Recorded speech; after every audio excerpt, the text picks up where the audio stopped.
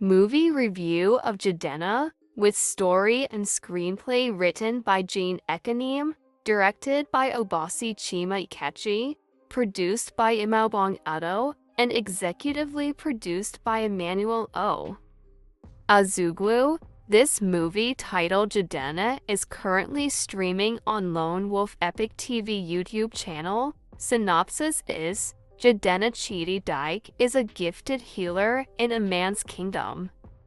A doggo miracle Godwin is attracted to Jidenna and would not consider any other man except him. Ikemfuna Ichi Fugo is the prince of the land. He is arrogant, rude and condescending. The king portrayed by Agua Enjoyment would declare Ikemfuna chooses a bride. In the course of a parading session for this purpose, as suggested by the Onowu played by Bullight Yugo, Ikemfuna wouldn't look at any of the maidens except one. My take on this movie, while the story isn't a new one, the plot and setting were, however, somewhat commendable though predictable. Acting from the female characters was very impressive, especially Miracle Godwin, who played the role of a doggo. She's beautiful and acts the part who would love to see more of her movies. However, I can't say the same of their male counterparts, as they failed to interpret their roles effectively for about 90% of the time. No offense intended, please. Ichi Fugo, who acted the prince, has potentials. In fact, I like his persona and aura as he gives off some Jim Ike vibes, but for the most parts, I find he barely opens his mouth while speaking.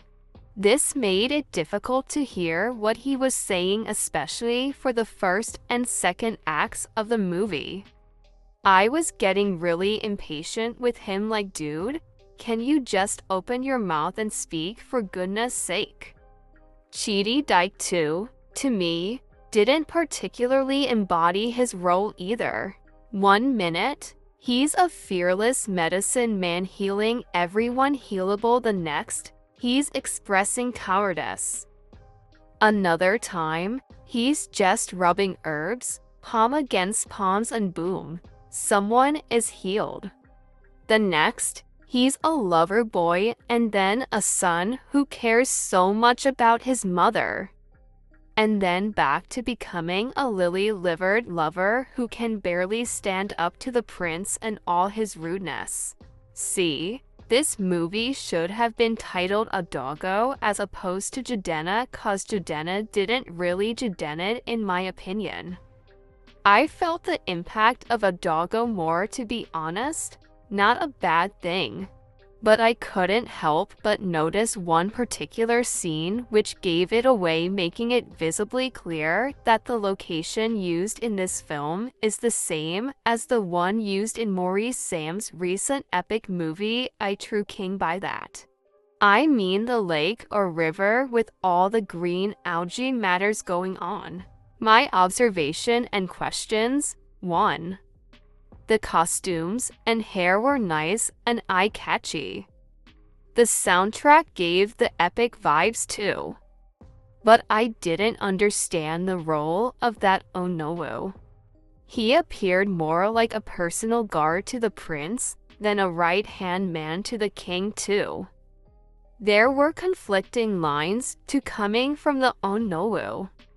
At some point, he referred to the prince as my king, and we all know the king himself is still alive. At another time, he would order the maidens to greet the throne, all while referring to the prince.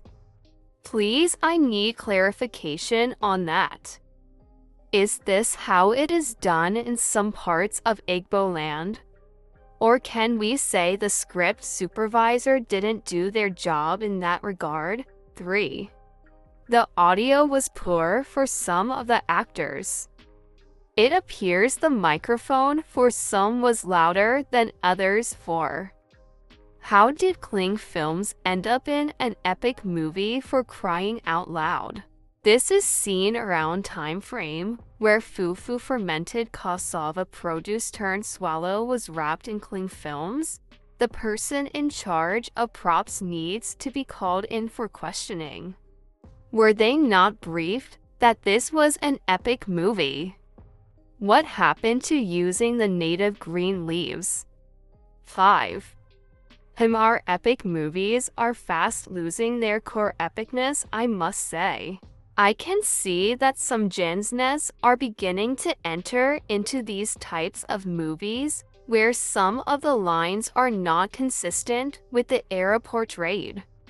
Correct me if I'm wrong, but back in the day, I'm not sure I ever heard I love you or I love you so much in any Nollywood epic movie. But these days, there appear to be a thin line between movies shot in rural areas and that in urban settings. They're mixing things up. 6. 2 opportunities for a flashback were missed. First, the backstory of Ikamfuna and Adago's friend Iziama played by Anita Mir. Second, the story of Ikamfuna's mom and what happened to her. Those were only relegated to a mere mention. I would have preferred more visuals on those. I mean, the runtime was sufficient to include that and eliminate some unnecessary scenes, especially some of the ones with the bitter maiden. 7. The very first scene of the movie was actually off-putting too. We see a lady seemingly lying lifeless on the ground. From nowhere, when the medicine man is called upon whilst applying some herbs on her, her hand is held and she sits right up. My conclusion? I guess it's high time these folks stuck to their city movies and leave epic movies for Ujezu and the likes. For the effort though, I give it to them. I just hope there's improvement in subsequent projects if they decide that this is their niche.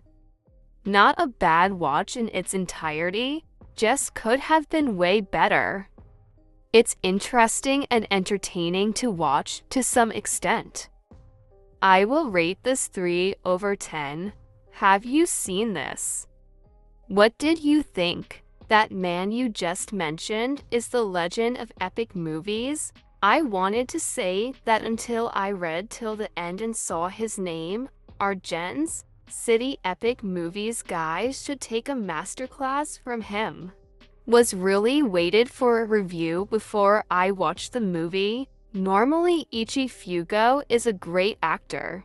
I'm sure this epic movie is not his calling.